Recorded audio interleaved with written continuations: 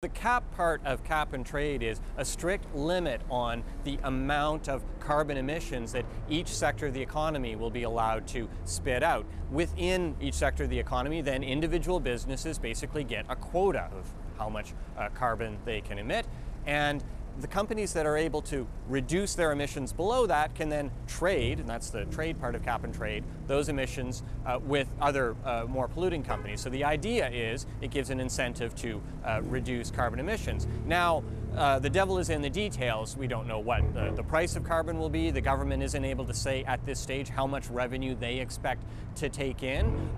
There are some studies that indicate there will be an impact on, for instance, the price of gas at the pumps, somewhere between 2 and 3.5 cents a liter. The government, however, says that it will also help develop technologies that will reduce people's the amount of money that people spend on gas overall. So a lot still to be worked out and a lot that's still unknown. But Premier Kathleen Wynne says this is the time for Ontario to, in her words, pick a lane, decide what they're going to do about carbon pricing, and basically she's quite concerned about the impact potentially of doing nothing on future generations. Our changing climate has devastated communities. It's damaged homes, businesses, and crops. It's increased insurance costs.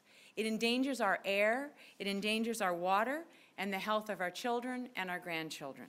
So Ontario's Premier Kathleen Wynne is now off to Quebec City to sign an agreement with Quebec's Philippe Couillard to join Quebec's cap and trade system. And this comes at a time when there's been a report into Quebec's cap and trade system that says there are some details that Ontario needs to be aware of. For instance, they have to make sure that the system still allows businesses to be competitive, and Ontario is going to need to be really transparent about what it does with the revenues that it raises.